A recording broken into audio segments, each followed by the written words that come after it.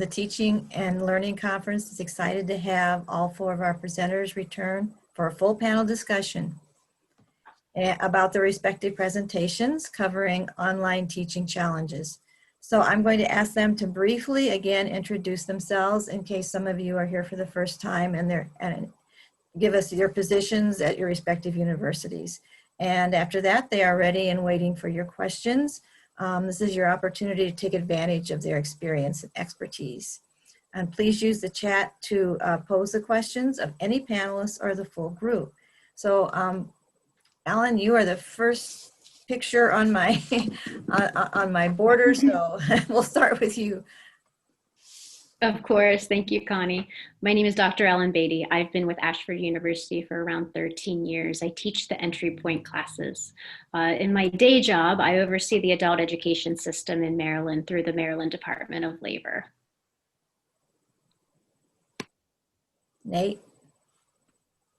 Hi, I'm Nate, Dr. Nate Pritz. I teach here at Ashford University. I'm a lead faculty in the Center for the Enhancement of the First Year Experience, working primarily with the ENG classes, English 121, 122, English 225, Introduction to Film. I've been here at Ashford for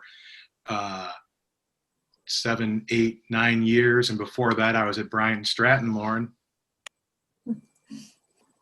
Hi, I'm Dr. Susan Wegman, and I'm at the University of Mary Hardin-Baylor. I am the Associate Dean of Digital Learning and Innovation, and we have several online programs. I administer competency-based education programs here.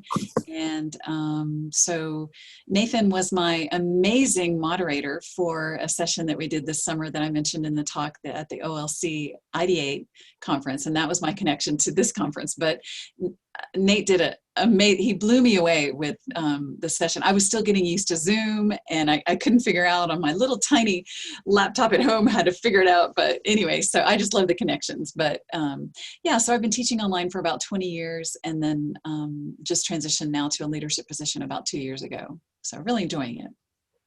Thank you. And Lauren? Hi, I'm Lauren Kersey. I'm the Faculty Development Manager for Bryant Stratton College, which has both ground-based blended and online classes. And I transitioned to that position about 3 months before COVID-19 hit, so it has been a very interesting year. Amazing group of people. Thank you so much for giving your time and energy to Ashford for our conference.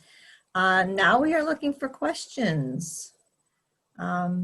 So throw any question you have. I mean, anything about online teaching and learning, I'm sure that they will be anxious to address. Actually, I have a question for my fellow panelists to get us kind of started off, if that's okay. Absolutely. I was curious about the consequences of COVID. What do you think, of our remote teaching? What do you think is going to be some lingering things that we see in online education? I'm gonna jump in because my answer is partial and incomplete. So I'm happy to just throw out some wrong-headed thinking. Like Lauren was talking about in her presentation, since I teach at Ashford, we're an online university, I kind of thought that I was sort of pandemic-proof in what I did in the classroom. And one of the things, Connie and Ellen, and if you're at Ashford, you know this, one of the things that we sort of had to work through is the fact that it wasn't necessarily an impact on how we taught, but it was an impact on our students, on our learners, and ourselves as people. And so one of the things, I don't know if I can make a prediction to answer Susan's question, but I think I can hope that a broader understanding of the whole person in an online classroom, of the whole student, of the whole teacher, is something that's going to stick with us as we, continue to navigate things like due dates, technological access, and, maybe we can just all be nicer and kinder going forward.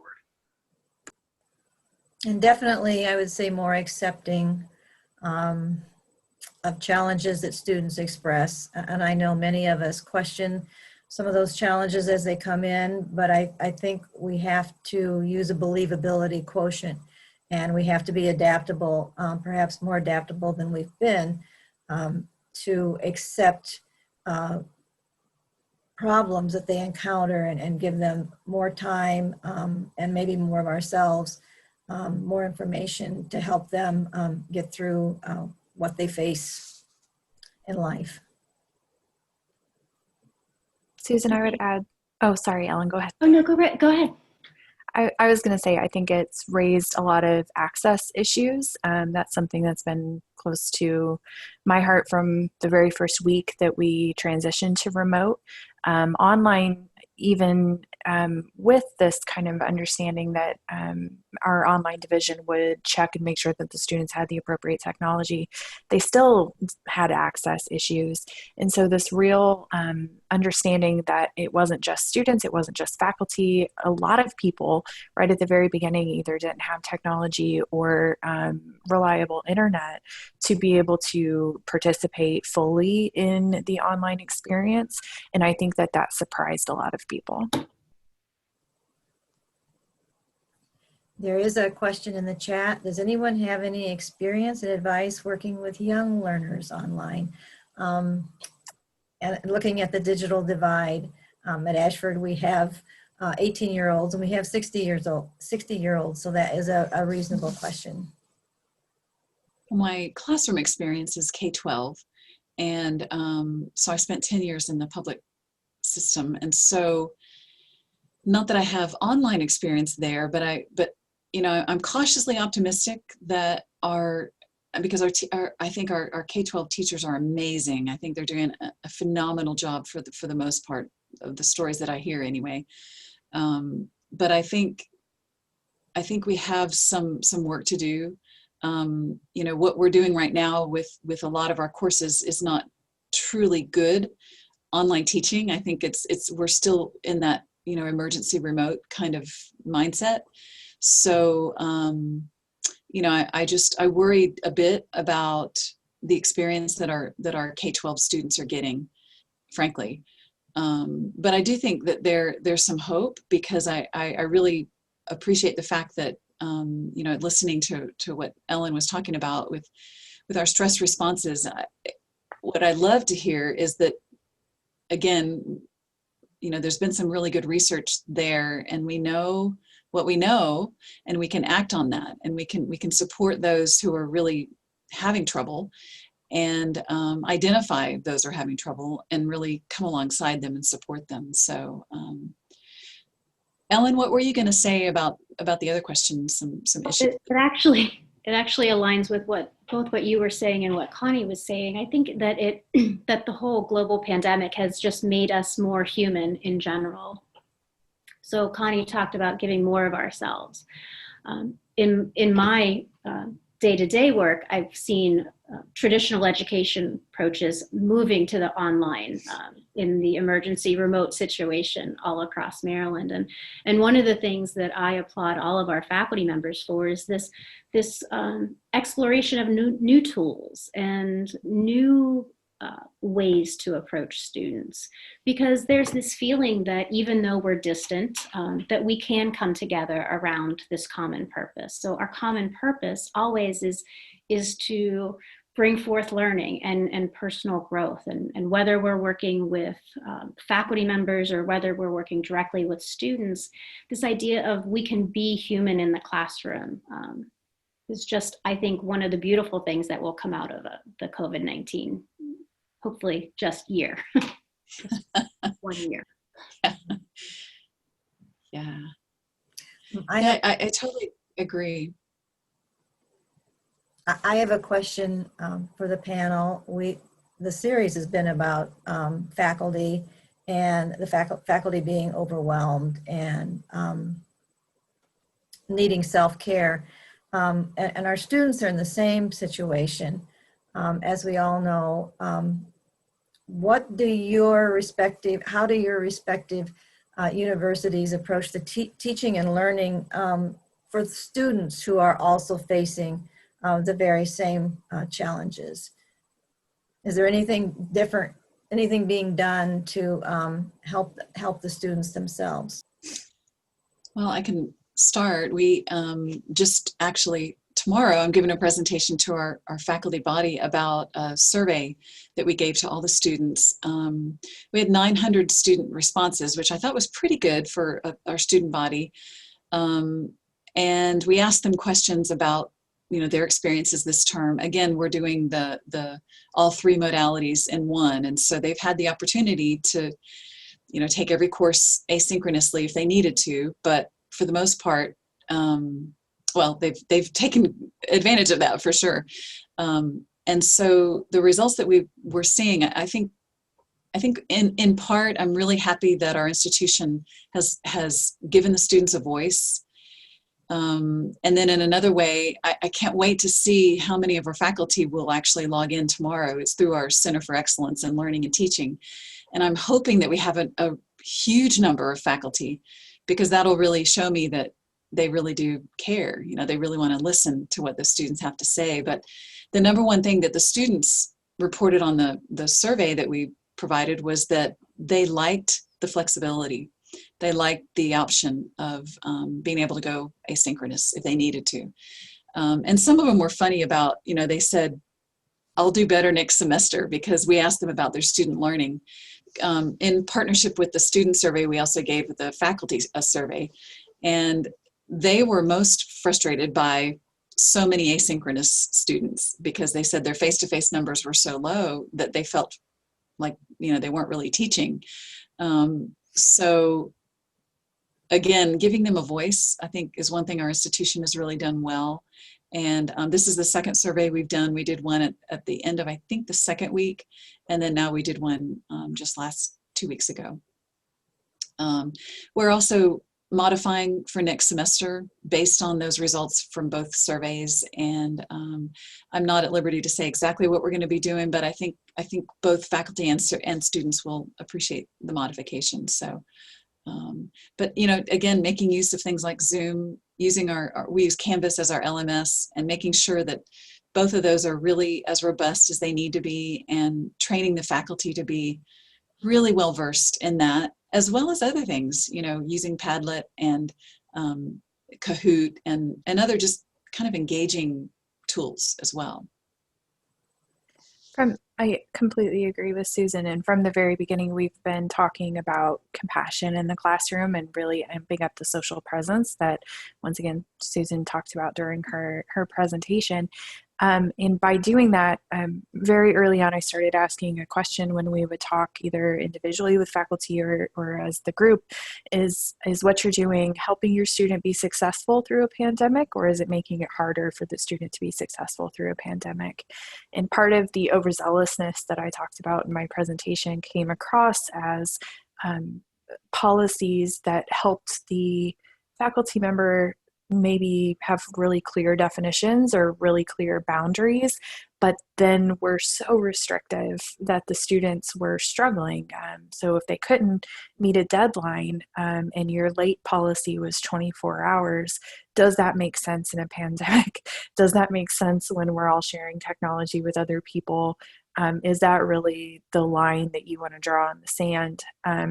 So being student and classroom focused, and really, really talking through social presence in a way that we've mentioned it in the past, but that became the focus over the last 8 months, I think has helped our students weather it, because it has allowed for that compassion to be front and center. Just to follow what Lauren was saying, I think it's just the perfect time to start reevaluating our processes and how we conduct our business of teaching and learning. Are things in place that are supporting both our faculty members and our students, or are they antiquated ways that we've been doing it for the last 30 years? So I think this has been a perfect time just to reevaluate what's working and what's not working, and then to make those required changes so that we can support the success of everyone that we're working with. I don't really have anything to add, except that, you know, I think that process of reevaluation that Ellen's talking about, just to tie in what Susan and Lauren were saying, I think that starts with just asking people, you know, I mean, asking students, how's this going? Asking your faculty, how's this going? And I think somebody shared in the chat much earlier today asking their students, what's one thing that you want me to know that I might not know, and the student's response was that I'm trying really hard. And I feel like when we open ourselves up to those kinds of reflective check-ins, whether it's to employees or to faculty or from the university to students or whatever way it goes, that gives you that opportunity to reevaluate.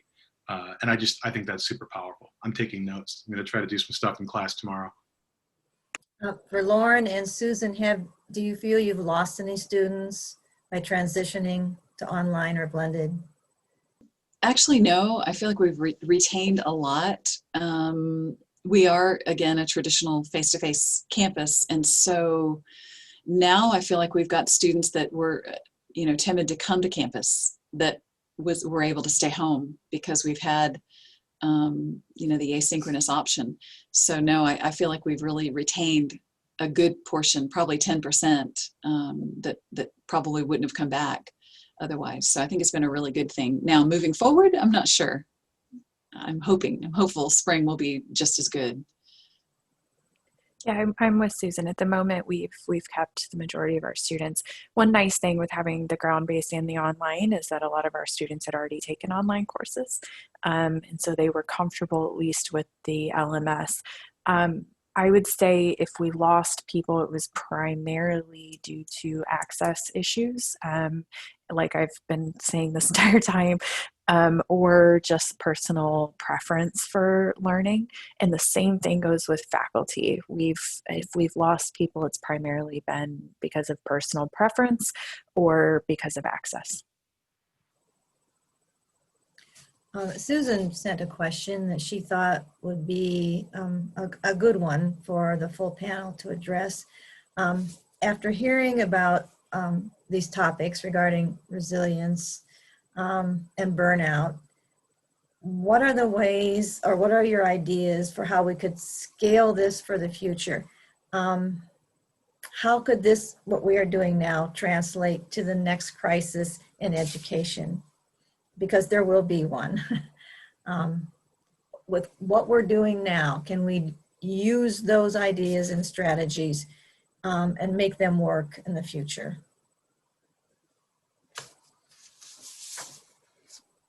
From an administration level, because that's where I am now, that was one of the first things that I did about a month into this whole thing. We had those really crazy 9 days where we were training all of the ground-based faculty with the online assistants, and then it kind of tapered off into these individual meetings with people who were just lost or really needed some additional assistance. And after I stopped feeling, to use a really old saying, like a chicken with my head cut off, right? Once I stopped feeling like that, I stopped and I said, did any of this work, what we just did? And it did. We sent out a survey very shortly after the shift to remote, and the majority of faculty said that they were at least comfortable in the modality, and the majority of students said that they thought the shift went well or great, and they were comfortable in the modality. So taking that, we really early on put it to paper. And then when we decided to make the transition to blended in the fall, we followed the same format for training that we had done with the remote shift. So it was nice, actually, Susan, that we were able to kind of create this modality for institutional change and for faculty development, that when the next thing does come down the road, whether that is snow days or a pandemic or a hurricane at our Virginia campuses or any of those other things, we now have a process for making sure that everybody gets on the same page really quickly. Yeah, my grandchildren are lamenting the fact that there will be no more snow days because the laptop comes out. I hope we keep some snow days, but I mean, and maybe the next thing isn't a bad thing. Maybe the next thing that happens isn't a pandemic. It's just that we've finally iterated and innovated beyond where we were. I mean, I was really inspired to hear Lauren earlier talking about the different sort of faculty pools at Bryant and Stratton becoming one family again, and Susan talking about the high flex model that they're doing at her university. I mean, I teach at Ashford. We're an online school with online students, and we've been experimenting with adding synchronous video elements to some of the classes. We're taking baby steps there, but as opposed to being a completely asynchronous modality before, we're trying to implement a little bit of this synchronicity to it. And so I'm excited to think that it's not going to be such a polar, you're either a brick and mortar or you're an online person. Now we're going to be able to experiment with teaching all over again, freshly, and develop, even new methods that we can't even imagine today. So I'm excited that maybe this is setting us up for the next great leap forward.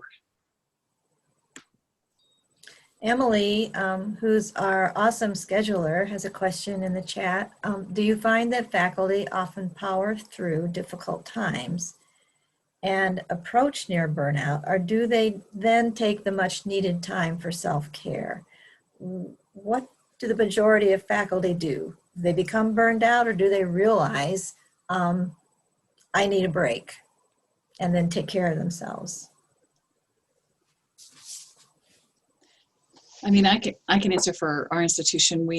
I really saw a mixture. In our CVE programs that are fully online, we have a student success coach, and she's wonderful. She deals with students, but one of my faculty members reminded me that maybe I was the success coach for the faculty during emergency remote teaching. And so that really resonated with me, that, all of my announcements on the Canvas resource page, for example, I needed to see myself as a success coach, as someone that was a cheerleader and talk about social presence. I tried to become not toxic with it, not toxic positivity, but just to be real, to say, this is what we're facing, but let's be practical.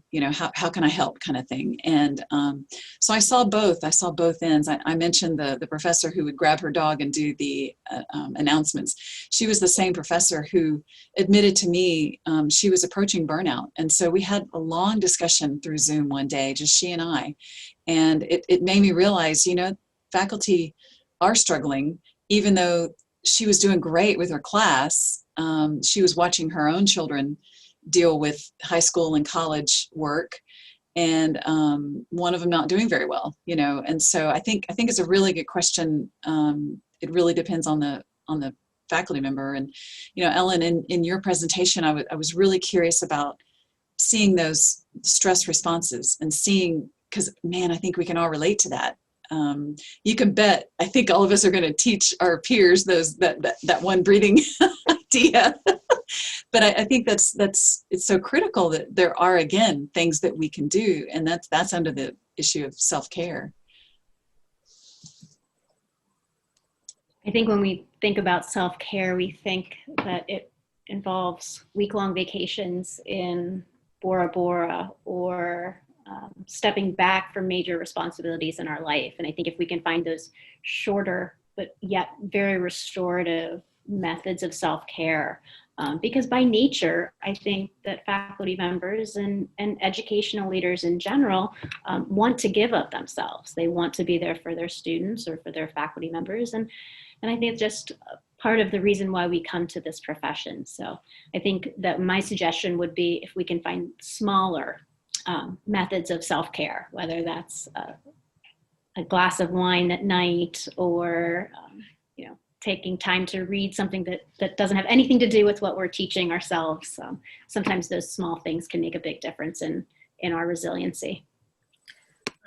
Lindsay, who is another valued adjunct faculty member of Ashford, says it's hard to prioritize self-care because I enjoy what I do, but when I do not give myself breaks, everything in my life seems to suffer. And I think we can all relate to that. But we do need to take care of ourselves, or we can't do the job that we want to do for our students. So I am going to place another survey. If you filled out all the surveys, this is the 5th one. We so appreciate it. So this is a survey concerning the panel, a full panel, and if you think it's a good idea, and if you enjoyed doing this with us. So we have reached the conclusion of the Resilient Professor faculty presentations and panel discussion. and I sincerely hope you have incorporated some of the ideas and strategies into your thinking, and that you'll utilize these suggestions with your own actions, attitudes, and behaviors. And we hope you'll take a moment to complete the survey. I want to give an enormous thanks to our panelists, Lauren, Nate, Susan, and Ellen, for their willingness to share their consequential and relevant information with us. And we are all absolutely better for having heard it. So we encourage you to attend more presentations this afternoon, Wednesday and Thursday at TLC. They will lift your learning spirit in a time when it is truly needed. So thank you for being here with us.